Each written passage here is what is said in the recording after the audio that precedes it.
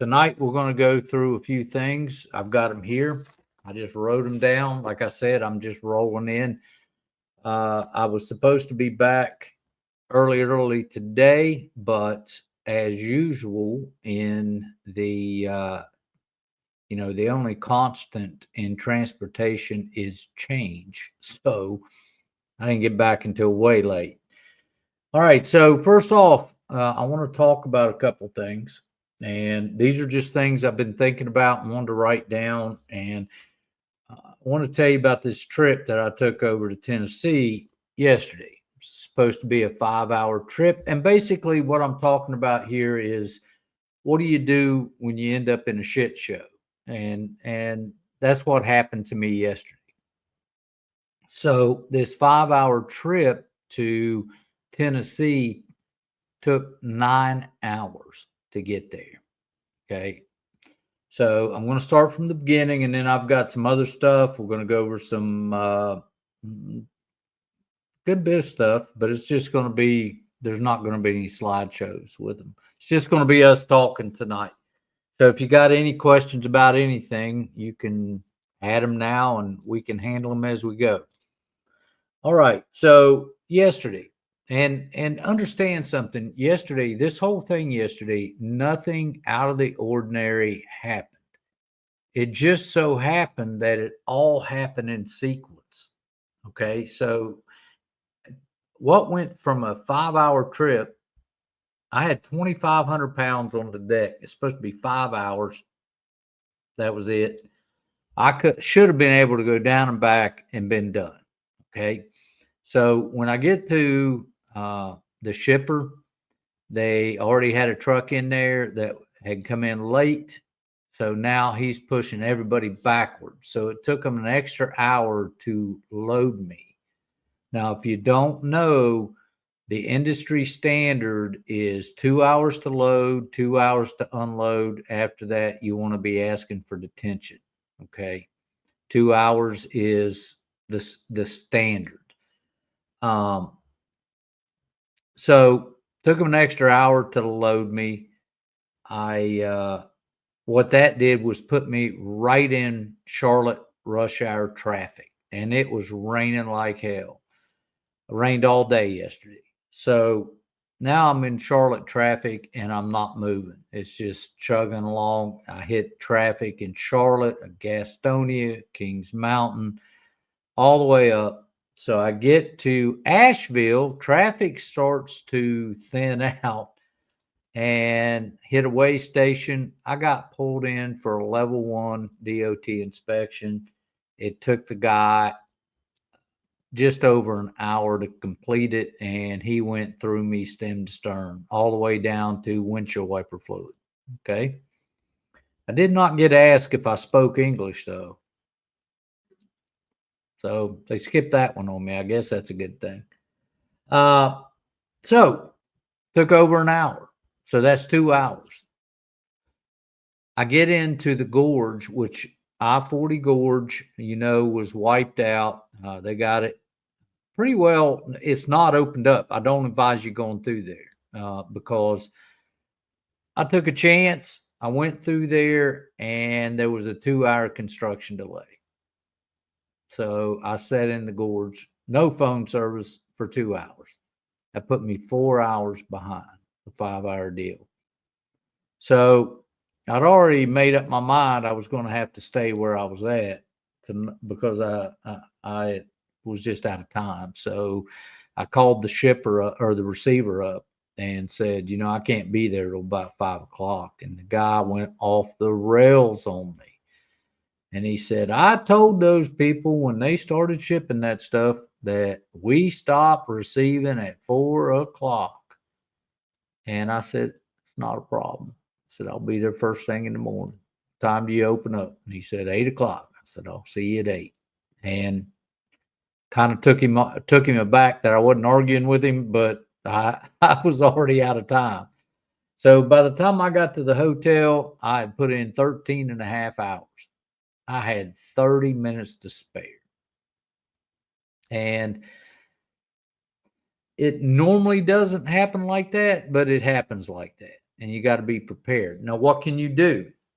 Well, as soon as I knew there was going to be a problem, I notified the shipper and let them know, hey, I'm not going to make it over there. It's just not going to happen.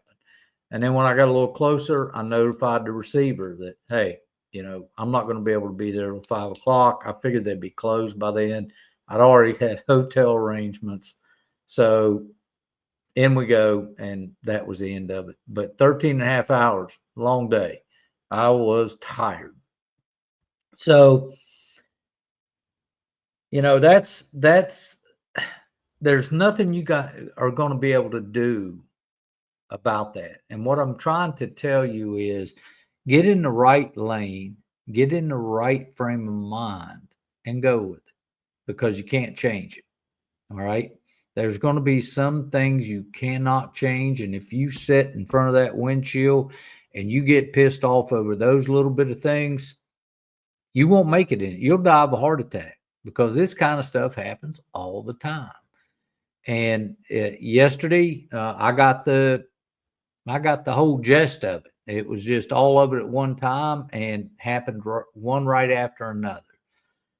So things I want everybody to realize is that you're going to have things happen. You're going to have things happen that you have no control over. The worst thing you can do is then try to rush, try to speed, try to hurry, because haste makes waste. You will have problems. So just kind of back up and regroup a little bit and get in the right lane and just do what you can do. And that's all you can do. Okay. All right. So that was my shit show yesterday. Today it took 5 hours to come back. I unloaded, took 5 hours. Boom. All right. So I want you guys to understand when you're behind the wheel and you have time to sit and think, how you feel about things is totally up to you. And what I mean is, if you sit there and think negatively about things, I can work myself up into a tizzy driving down the road and just make myself absolutely furious. It's not the way to do it, man. You got to get your mindset on your next step, what you're thinking about, while you're driving, being in those mirrors all the time. And think about what you're doing now and what your future entails and what you want to do. Not what pissed you off an hour ago, okay, or what's pissing you off this moment, because windshield time can benefit you greatly or it can kill you. So think about that when you're going down the road. And if your mindset is wrong, change your mindset. You choose to be happy. Happiness is a journey, not a damn destination. You got to make yourself happy where you're at, make yourself enjoy the time you have. Okay. So if you get somebody out there that pisses you off for 10 minutes, wipe it off, let it go. You get a jerk on the road, let it go and move on. All right. Health. This is a big one. I'm going to let you in on a little health thing of mine that's going on. Normally don't do it too much, but I'm going to let you guys know. Most of you know I'm a diabetic, and I've been struggling with it for many years. So the doctors put me on Ozempic, and the first, I think 30 days, it's the first 30 days, right? First 30 days was just a minute little dose, and it wasn't good. It wasn't bad. Didn't really do anything. And the next 30 days come up and they doubled that dose. And I want to tell you something, it'd like to kill me. I found out really, really quick I was highly allergic to it. And if you look down the symptoms of side effects, I had them all at once. It just boom, hit all at one time.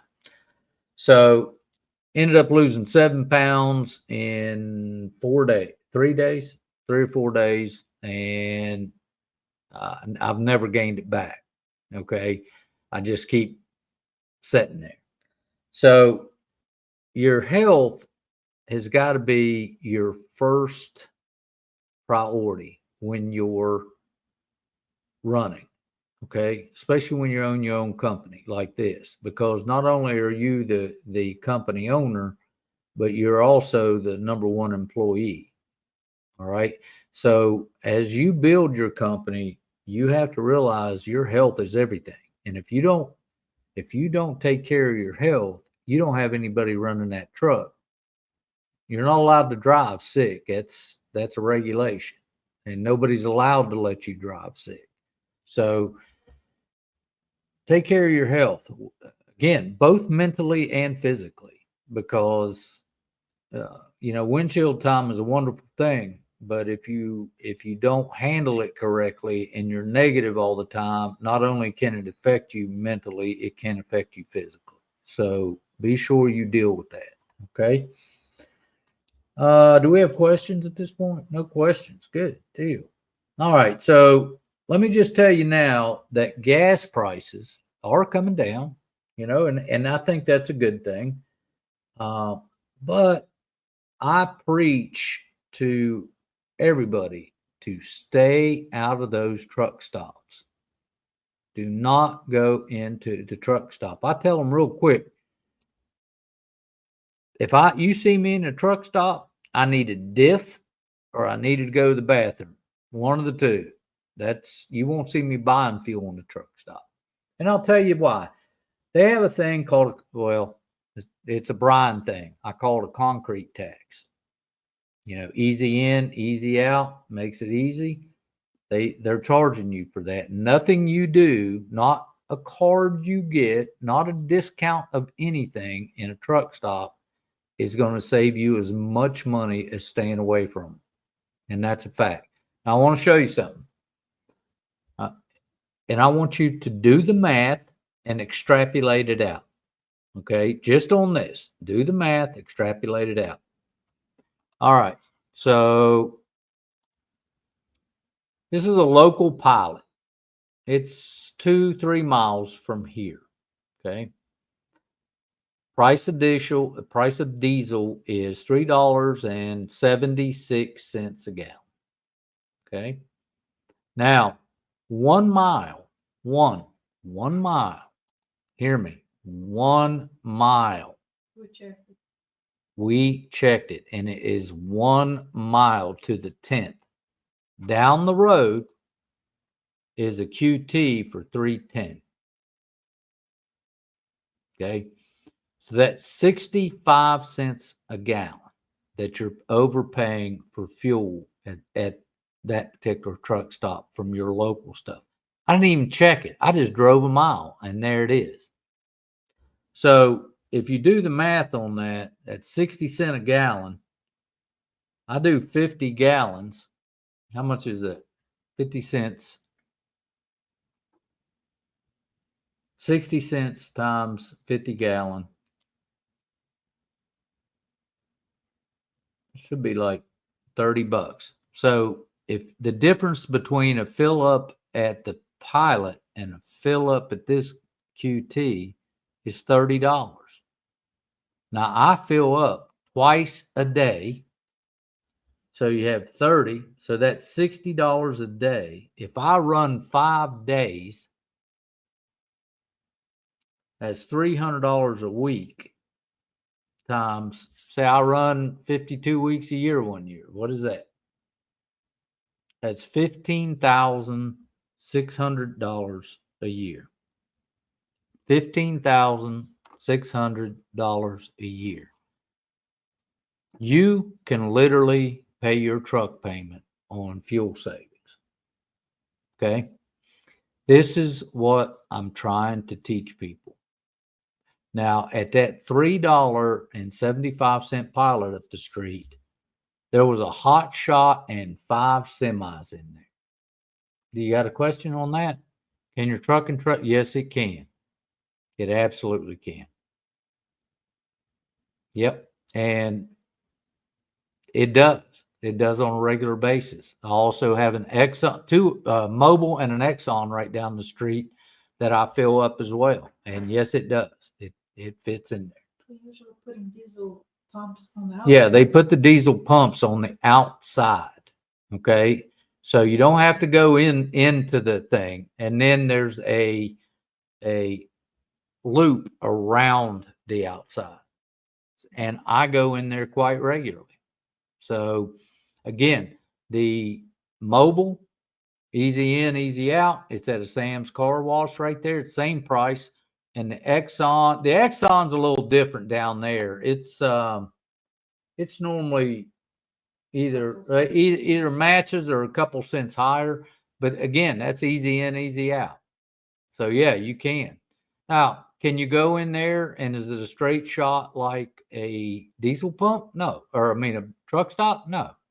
That's what you're paying the concrete tax for. If you can't drive, go to the truck stop. It's safer for you.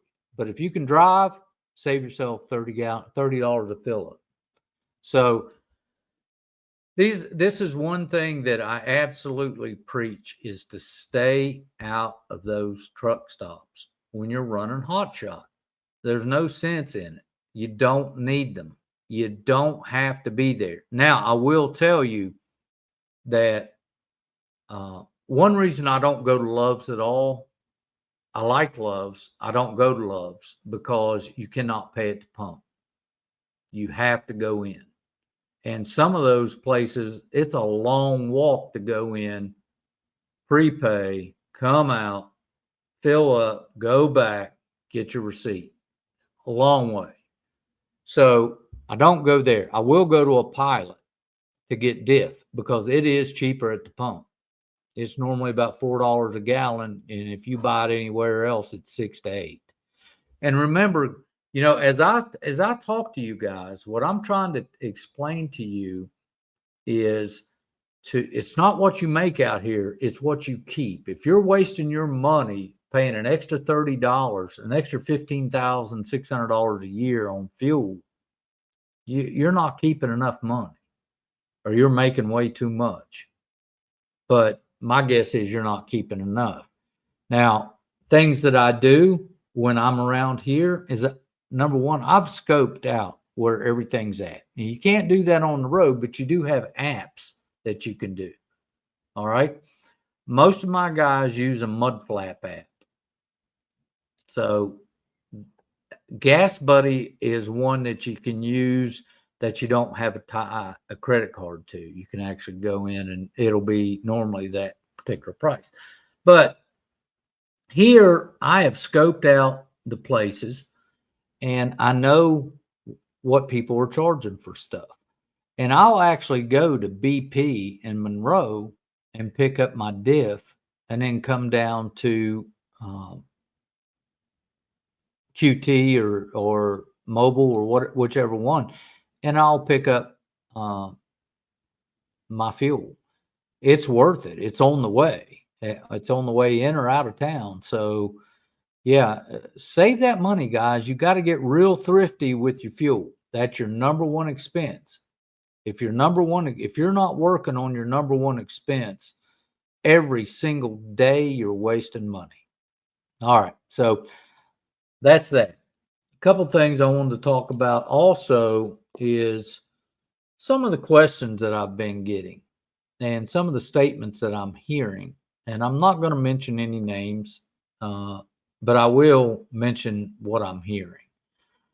And I keep getting this, is it time to jump in? As if this was some kind of get rich quick scheme. And I'm going to repeat myself as I do often. The time to start a business is when you're ready to start a business. This isn't hopscotch. This isn't double dutch or some kind of jump rope thing. It's not something you jump into. It's something that you take hard consideration. You do your numbers. You run your numbers as you see them. And don't run your numbers as a pie in the sky number, because that's going to hurt your feelings and you're going to quit. Okay. The best thing I can say is run your numbers and when you feel comfortable getting in, then that's when you start your business. Not a minute before, not a minute after. Now, some other things I've been hearing or had been told was these guys there's people on the internet just blowing smoke up other people's asses. And then I hear about it. I had one guy call me and said, "Yeah, I think I could do this if I can make $10,000 to $15,000 a week." And I'm like, "Well, you let me know where you go because I'm going to go with you. That's what we're going to do together. I'm going with you.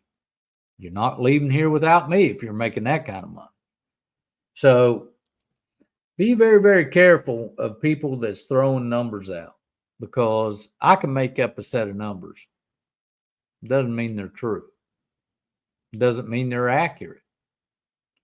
The reason I started this little program was because there was a YouTuber out there that was running clickbait. Numbers were bullshit.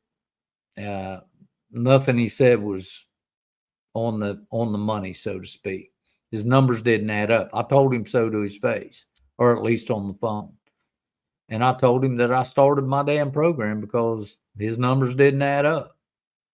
You know, as a truck driver, I was a truck driver for a decade. You know, you get to know the ins and the outs of this business. And when somebody's blowing smoke about something you know about, you know.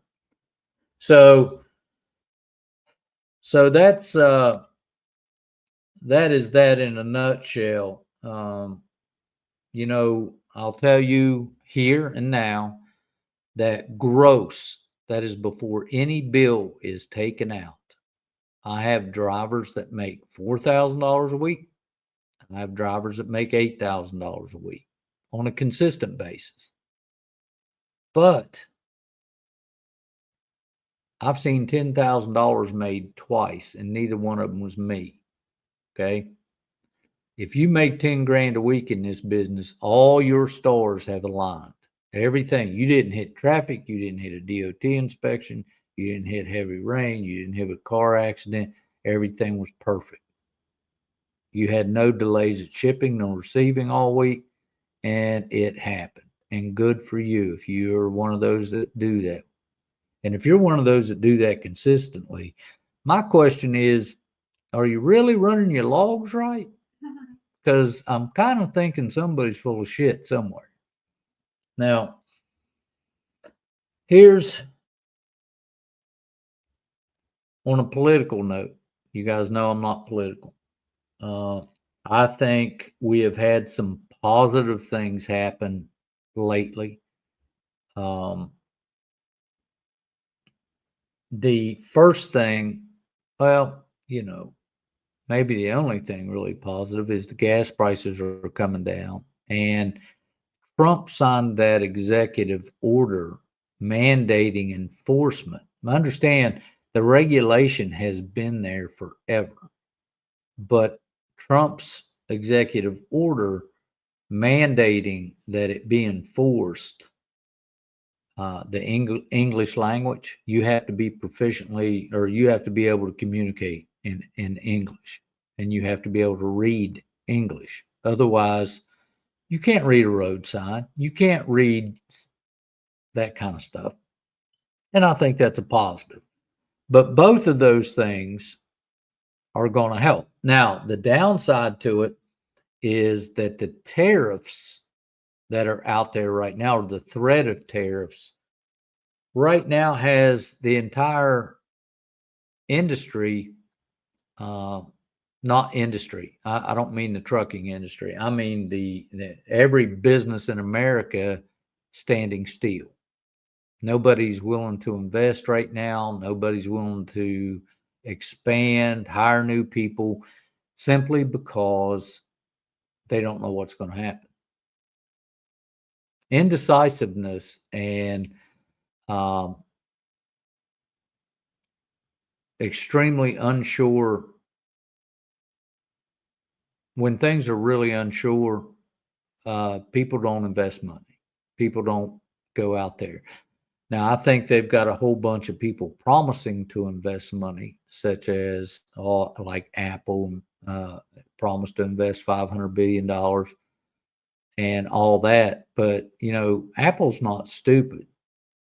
In 4 years, if Trump's gone, when Trump's gone in 4 years, it'll take 4 years for them to find the property. They can wait him out. So I think, I think just everything being on an unsure footing right now has really dampened things down. I think they could be better at the moment. All right, so that's that. I already talked about the BS on the internet. Yeah. I keep getting asked these same questions, so I'm going to keep saying it. We are leasing on. 2, do you have to be military or first responder? No, but that's who we cater to. Okay. We are militaristic. So if you need a safe place to hide, we're not it, or a safe space to sit, or timeout place, or whatever else the hell is going on. Well, you got a comment. Green Lane card does work at the pumps. Oh, that's nice. Mudflap does not place. It's not. Does most places in their network, but not all. Right. I don't know what the Green Lane is. I'm assuming that's some kind of fuel card because they only take fuel cards. They don't take Visa and MasterCard. So I'm assuming it's a fuel card. At the pump, I mean. They always ask if it's time to start trucking. That's like asking, is it time to get married or have children? The time will never be right. You just do it if you want to. You're right. I mean, you're correct. It's crazy when people ask that question because, it's like, is it time to, like you said, all those were great examples. Is it time to start a business? That's the question you got to ask. Are you ready to start a business? Because jumping into something is like jumping into Amway or some other pyramid scheme. This is not that. It is not that. And this is a business where it takes hard work and perseverance. I mean, you got to want it. And, if you don't have your family's backing or you got small children at home, then I would always say no. It's not going to work. I told the one guy who had just gotten married, I told him first off, it's not going to work. He lasted maybe 5.5, 6 months, didn't it? He was gone. Mama said, no, I miss you. And that's the end of it. And you guys got to realize that. I had a DEA agent last 45 days and he quit because, it's a lifestyle change. It's not just a, are we starting a new, 7-Eleven down on the corner? You're not going to be there. That's the fact of the matter. So you got to get all these ducks in a row. And if you don't have your money in line, if you don't have your family in the right position, understanding what, and you don't have your mindset that you can be gone for a couple weeks at a time, this is not for you. Go open the 7-Eleven down the street because that's what it is. If you're looking for get rich quick money, you are on the wrong channel because this isn't it. You're not going to get rich quick. You might get rich slowly, but not quickly. Okay. And that's all depends on how you buy your fuel. You're paying $30 a day more in fuel. Hell no. Or $60 a day, excuse me, because I have 50 gallons. I fill up twice a day. Sorry.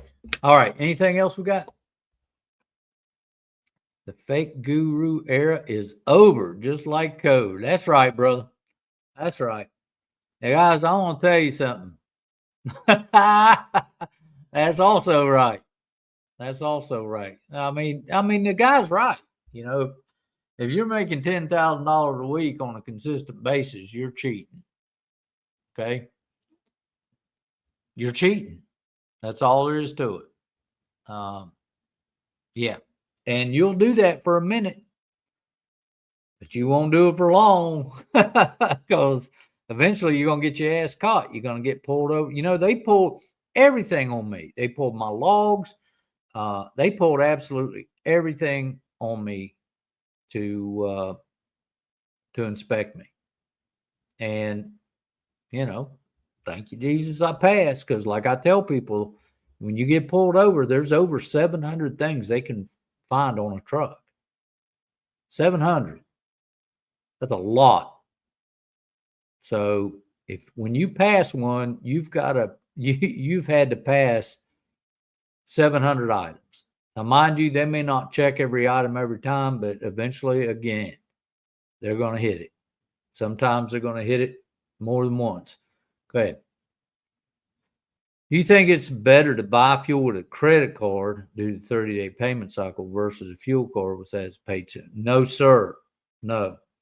Leave that up there a minute. Okay. If you buy it with a credit card, okay, get you a cash back credit card. Not points, cash. You cannot spend points at, somewhere that you need to spend points. Get you a cash back credit card. I pay my credit cards off every single week, not 30 days. And if I'm on the road, I pay that fuel off every day. Listen, that's something that has to be paid. So don't get it. Look, man, I tell everybody, don't get in a 30-day cycle with stuff. All right. Because if something happens, let's just say you spend, just for purposes, you spend $1,000 a week in fuel. End of the month, you got a $4,000 nut. The first time you have a bad nut and you're having to pay interest on that, or you're having a bad month and you can't pay that off, one or two things are going to happen. You're going to accrue interest, which is another debt on that money. Or if it's American Express that has to be paid off every month anyway, if you can't pay it off, then guess what? They're shutting your credit line off. Okay? You have to have fuel to run. Period. You pay that stuff off like it's crack, man. Pay it off. Boom, boom, boom, boom, boom. The only reason I pay mine off once a week is because I can't pay it off any faster. They only allow one payment a week through the month. So I pay it off on Fridays, every Friday. And it just has to be done that way. That's good business. It makes good business sense. Okay. And again, business, this is what you want. Now you want to get a credit card that pays 2% cash back. Okay. That means you're getting, if you spend $1,000, you made $20 back. Okay. 20 here, 20 there. 20 here, 20 there. Guys, this is a business. To be successful, you got to count the pennies. The dollars will take care of themselves. Count the pennies. Okay. Thank you, sir. I appreciate it. I hope it's a sir because I just called you sir. What else you got? Nope, that's it. All right. We've got it done for this week. I hope you guys enjoyed the show. It was off the cuff. Everything we did, I kid you not, is off a piece of paper because I didn't have time to do anything. So, again, thank you guys for coming. I truly appreciate it. If you need anything, reach out. Most of these guys will tell you I answer the phone. So, yeah. All right. If there's nothing else, Miss Mealy? No? All right. Well, let your family know you love them. Let's get to work. Let's make some money. We'll see you next week. Thank you. Have a good week. Bye.